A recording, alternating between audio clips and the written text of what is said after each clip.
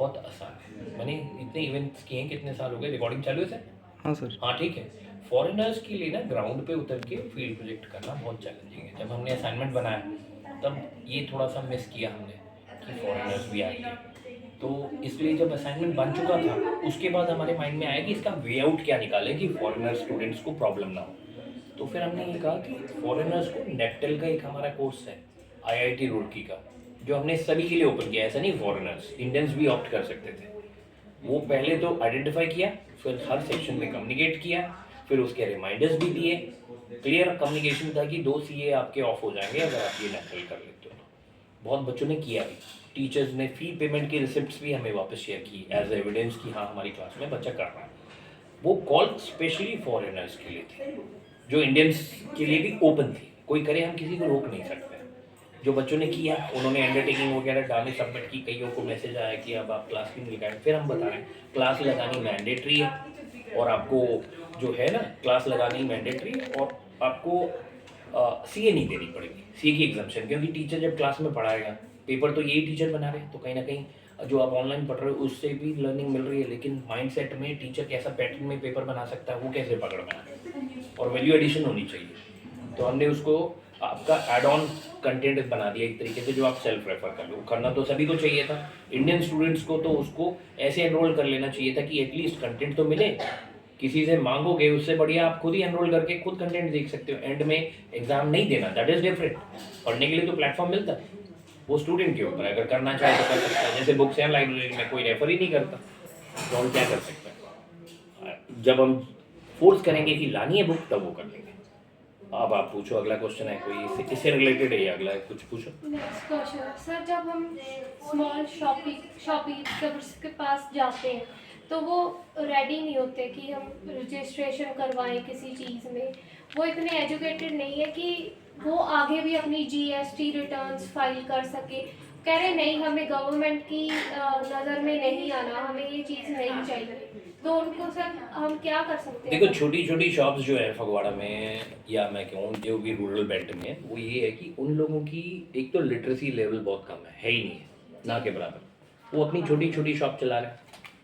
आप मेरे से ये पूछोगे कि सर क्या वो सेटिस्फाइड है अपने करंट परफॉर्मेंस से, तो मैं बोलूँगा 99% केसेस में सब डिससेटिस्फाइड है।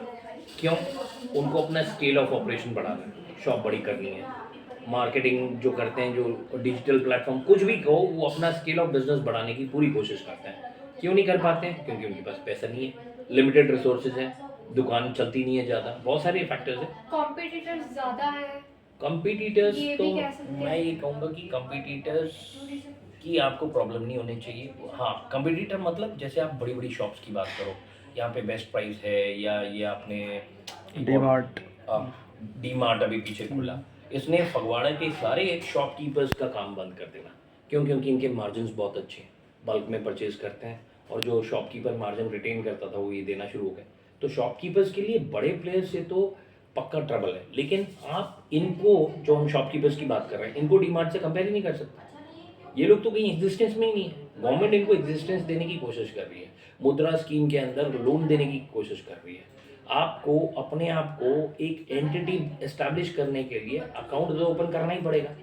अगर आप पॉपुलेशन का पार्ट हो, फाइनेंशियल इंक्लूजन में आपका कहीं ना कहीं अकाउंट ऑलरेडी खुल गया, आपने कोई गैस का कनेक्शन लिया हुआ है, या कुछ भी आप यूज़ कर रहे हो, मोबाइल फ़ोन है, आधार कार्ड पक्का होगा, क्योंकि बहुत सारी जगह पे आधार कार्ड मैंडेटरी है, आपके पास चॉइस ही नहीं है। जब ये सब चीज़ें ऑलरेडी एग्जिस्ट करती है, तो कहाँ आप आइसोलेशन में रहने की बात कर रहे हो?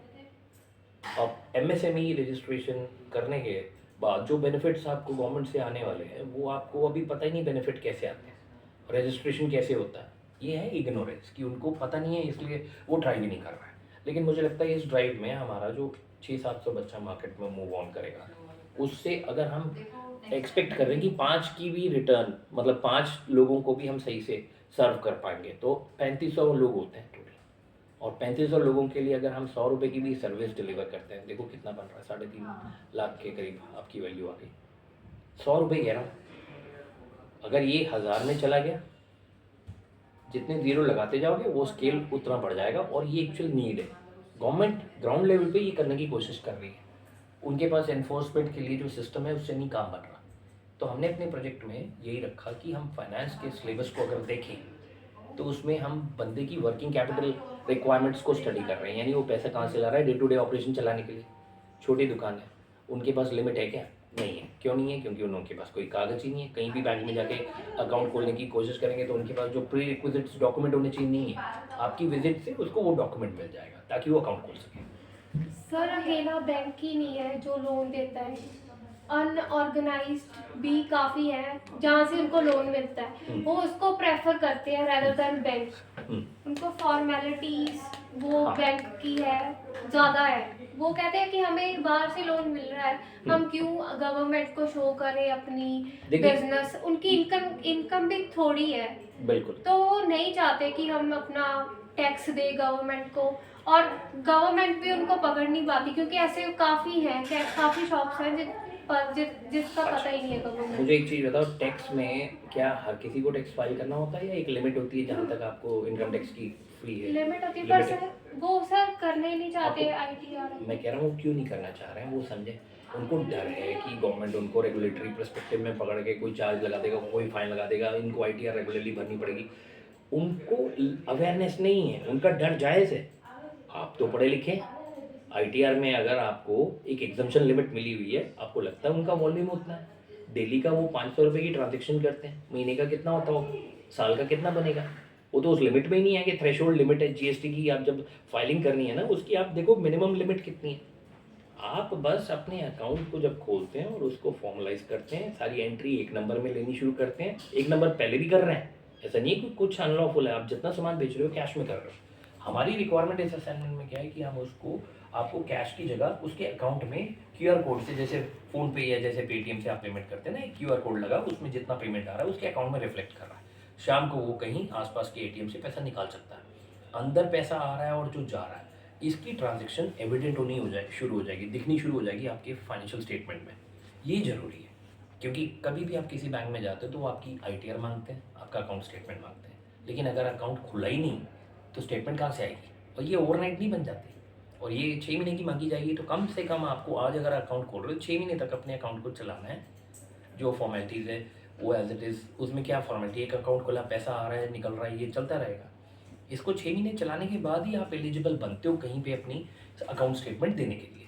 सर वो अपने प्रिपेयर ही नहीं करते, बैलेंस शीट नहीं बनाते। हाँ, बैलेंस शीट की profit and जरूरत ही loss। नहीं, जरूरत ही नहीं, बैलेंस शीट की जरूरत नहीं, प्रॉफिट एंड लॉस की जरूरत ही नहीं। आपने करंट अकाउंट खोला, उसमें आप ट्रांजेक्शन्स कर रहे हो, वो ट्रांजेक्शन्स आपकी एटलीस्ट आपकी कैश वॉल्यूम के आने और जाने को दिखा रही है। अब आपको मैंने सीसी लिमिट देनी है या वो जो आपको ओवरड्राफ्ट फैसिलिटी देना है, चाहे 10,000 रुपये की हो, तो मुझे कुछ तो ट्रांजेक्शन दिखानी पड़ेगी।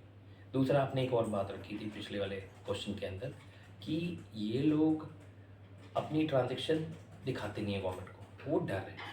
अगर वो दिखाना भी शुरू कर दें कोई एक्स्ट्रा चार्ज नहीं लगेगा उनको, मतलब सोर्स ऑफ इनकम नहीं है। अब देखिए, जब तक आप सिस्टम में नहीं जुड़ोगे, फाइनेंशियल इंक्लूजन वाले एम्बेड में आप नहीं आ रहे हो, तो गवर्नमेंट की स्कीम्स का बेनिफिट आपको कैसे मिलेगा?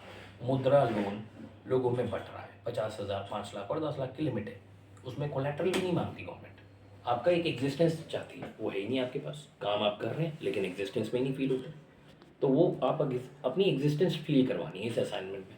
और इसको करने के लिए या आप करंट अकाउंट खोलने में मदद कर रहे हैं, या पैन नंबर में मदद कर रहे हैं, या एमएसएमई रजिस्ट्रेशन में मदद कर रहे हैं, या जो भी हमारे और एक बड़ी लंबी लिस्ट है जिसमें आपके पास क्या क्या फैसिलिटीज़ है उनको देने के लिए, जब आप उसको ये बताते हो ना और उसको एंड रिजल्ट पता चलता है कि उसको एक लोन मिलने में मदद मिलेगी इस सब को करने के बाद, जिसके लिए उसको बहुत कॉस्टिंग नहीं लग रही है, खर्चा कुछ नहीं लग रहा, ना के बराबर ही खर्चा लग रहा है, तो फिर वो पक्का करेगा। दूसरा, आपने कहा था कि ये लोग बहुत खुश हैं अनऑर्गेनाइज सेक्टर से। मुझे नहीं पता आपकी किससे बात हुई है।